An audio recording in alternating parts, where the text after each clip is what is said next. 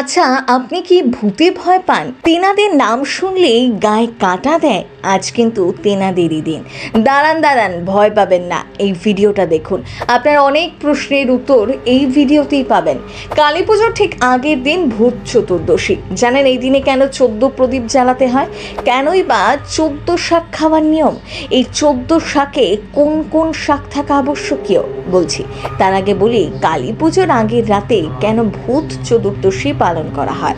কার্তিক মাসের কৃষ্ণপক্ষের চতুর্দশী তিথি অর্থাৎ কালী পুজোর আগের দিনটি ভূত চতুর্দশী নামেই পরিচিত।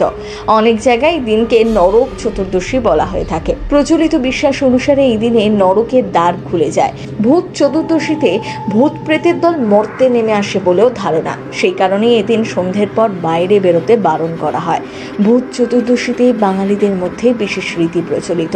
এদিন 14টি প্রদীপ জ্বালানো হয়, 14 শাক খাওয়া হয়। কিন্তু অনেকেই হয়তো জানেন না কেন এই নিয়ম পালন করা হয়, কোথা থেকেই বা এলো এই রীতি।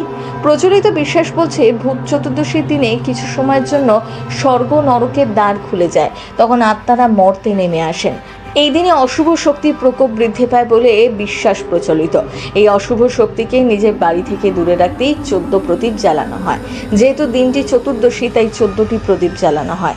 অন্য একটি ধারণা অনুসারে ভূত চতুর্দশী তিথিতে মর্তে আসেন পূর্বপুরুষরা, ফিরেও যান। অমাবস্যার আগের রাতে অন্ধকারে তাদের পথ দেখাতে 14 প্রদীপ জ্বালানো হয়।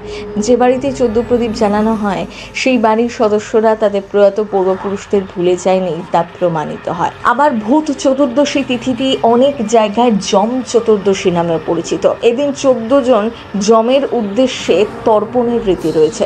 পদ্মপুরাণে বলা আছে ভূত চতুর্দশীতে গঙ্গা স্নান করলে নরক যন্ত্রণা কম সহ্য করতে হয়।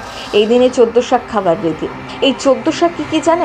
ওল, কেউ, বেতো, কালকা সন্ধ্যা, নিম, সর্ষে, শালিঞ্চা বা সাঞ্চে, জয়ন্তী, গুলঞ্চ, পলতা, ঘিটু বা ভাট, হিঞ্চে, শুষ্নি, শেলু।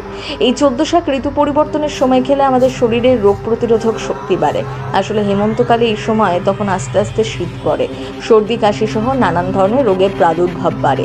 এইসব রোগ মোকাবেলার জন্য এই শাস্ত্রকাররা এদিন 14 শাক খাওয়ার নির্দেশ দিয়েছিলেন। এখনো অনেক বাঙালি বাড়িতে এই নিয়ম পালন করা হয় কালী পুজোর আগের দিন। আচ্ছা, আপনার বাড়িতেও কি 14 শাক খাবার আর 14 প্রদীপ জ্বালানোর প্রথা রয়েছে? তাহলে কমেন্ট বক্সে লিখে জানাতে ভুলবেন না। প্রথম বাংলা ব্যুরো।